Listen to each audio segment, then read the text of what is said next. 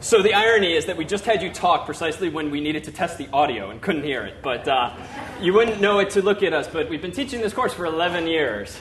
So maybe the 12th time will be the charm here.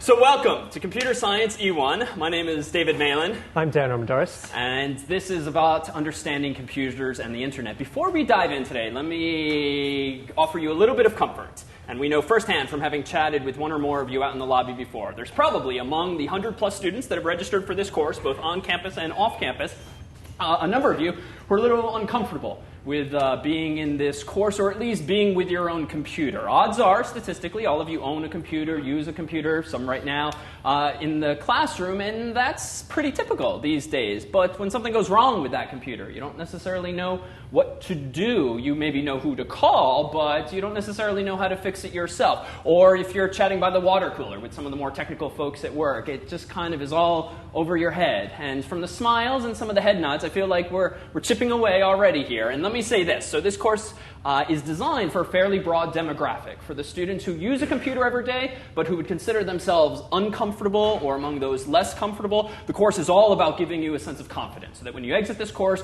you don't necessarily know everything. We probably can't turn you from 0 to 100 miles per hour over the course of just 3 or 4 months, but you'll exit with more confidence. You'll know where to look for more information. You'll know what kinds of questions to ask, and you'll appreciate what you do and don't understand, and better yet, you'll hopefully appreciate what the salespeople you encounter henceforth in your lives do and don't know. So that's one of the goals of this course. But before we dive into some actual content, we thought it would be a bit apropos this week, given all of the hype surrounding Apple Computer's supposed release of a brand new fancy device, just released their earnings report, and no one seems to be immune to the hype around Apple. We thought we would indulge and give you a little sneak peek as to what it appears they have been working on.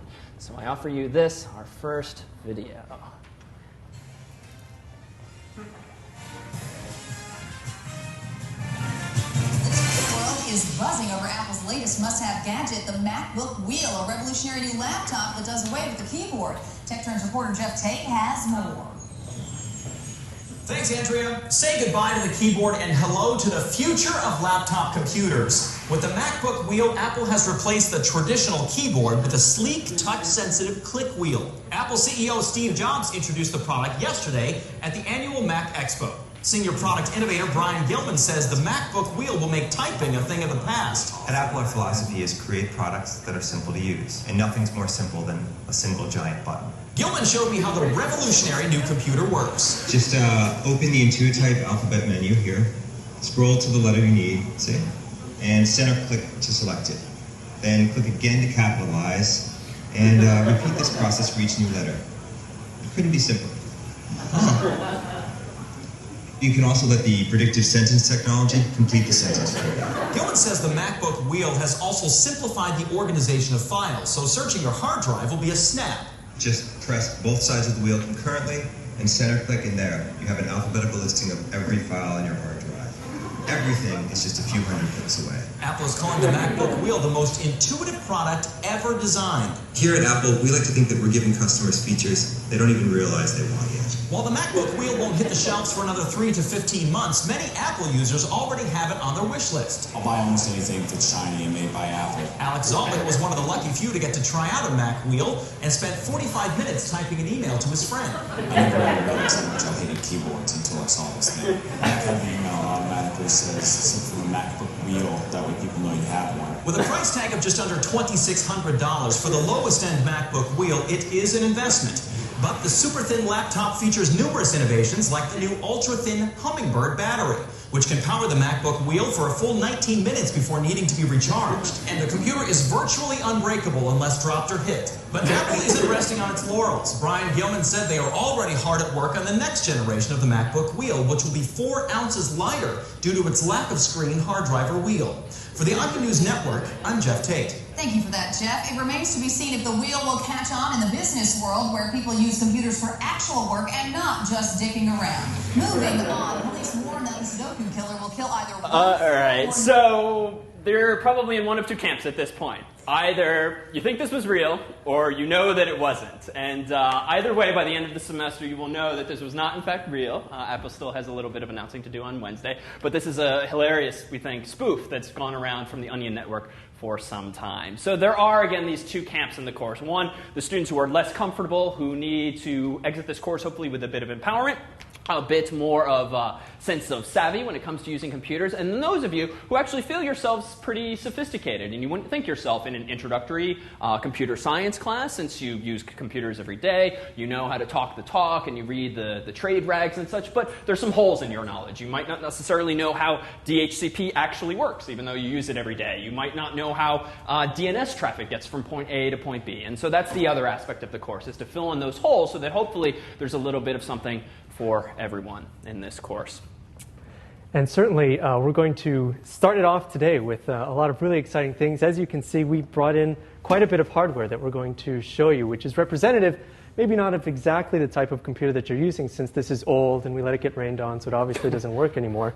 But we'll at least give you an idea of what you're looking at, rather than just this weird mass of cables and green boards that are in your computer. And I mean, starting in about 30 seconds from whenever I stop saying this incredibly long sentence, we're going to start diving into some really interesting things involving how a computer actually functions, calculates, and computes. So then, to set the stage, we have a little cartoon for you. So how many of you find this funny yet?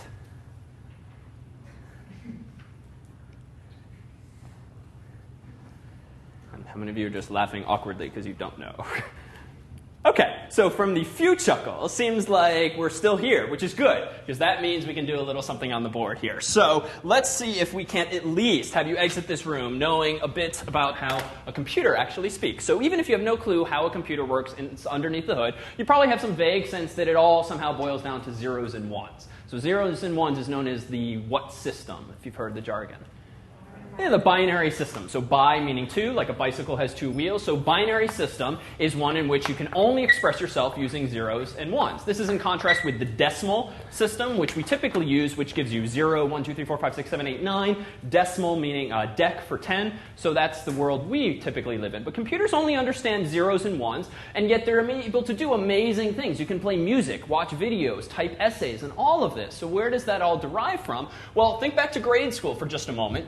And you may recall that way back in the day, when you learned about arithmetic and such, your teacher might have written down a very trivial number, 1, 2, 3. And total softball question, what number is this in normal person speak?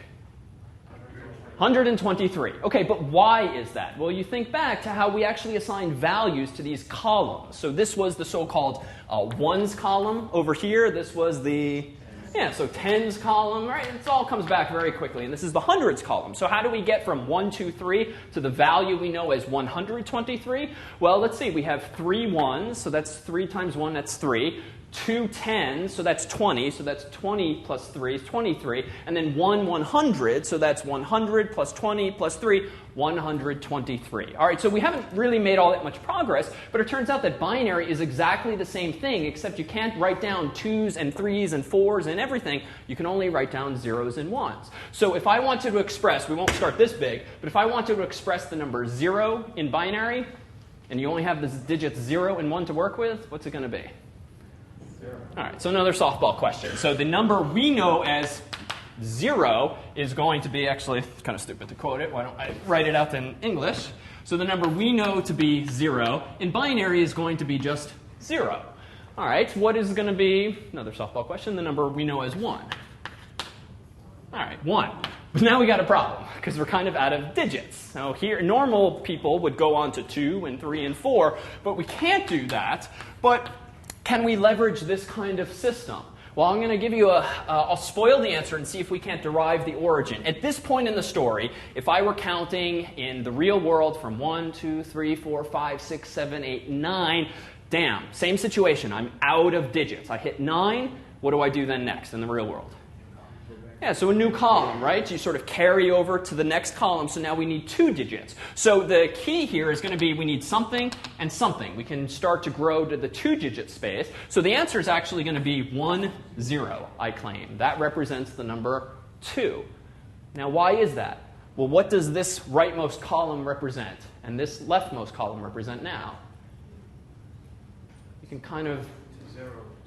So 0 and 2. So the value indeed is 0. So if we now look at this as, and let me tweak my own numbers here. I'm going to move this over here, and I'm going to move this over here, just so things start to align properly. So now you call this the 0. It's not the zeros column, though. What should this rightmost column probably be? 1, 1. So the ones column. It has to be the ones column, otherwise the system would have broken down already. All right, so what's this column probably represent? All right, so this is the 2's column, and let's do a sanity check. All right, so I have 0, 1s, 0, a 1, 2, so that indeed gives me the number 2. And now 3 should be pretty easy. 3 is going to be, 1, 1. And now let's take it one step further. And don't shout out just yet. Let me give you 5 seconds, and if you could, humor us by coming up in your head with the answer to what the value 4 is going to be. Take a few seconds. All right, and someone who doesn't think their answer is right. What is it? Go out on a limb here. What's that? 101. Close. So close. Not 101, but 100. So 100, we would say in decimal, but 100. And why is that? Well, here's the 1's column. Here's the 2's column. Now, you might have thought this would be the 3's column, and that's a reasonable guess, but we'll come back to this in a moment. This is indeed the 1's, 2's, 4's column. So we have 0 1s, 0 2s, and 1 4, which means I have the value 4. And now just let's do one more before this gets tedious. 5 is going to be, as was offered a second ago, 101.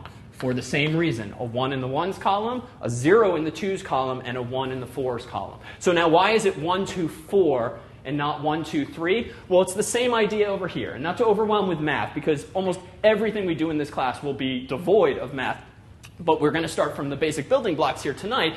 This is actually 10 to the 0th column. This is 10 to the 1's column. This is 10 to the 2's column. And if you remember your powers, 10 to the 0 is 1, 10 to the 1 is 10, 10 to the 2 is 100. So it's just another way of expressing what we called in grade school the 1's column, the 10's column, the 100's column. So if we apply that same logic here now, what we're calling the 1's column, the 2's column, and the 4's column is equivalently, if I'm not writing too low, 2 to the 0, 2 to the 1, 2 to the 2. 1, 2, 4. So what's the next column going to be if we actually continue this out? 8. 8, and then 16, and then 32, 64, 128, 256, 512, 1024. Oh, we forgot 2048, 4096. I'm going to win. 80. This is fun for like 4 people in the room right now. 8192, and then Dan? 16,500. So now, turn your attention back to this Foxtrot cartoon. Now do you chuckle a little bit?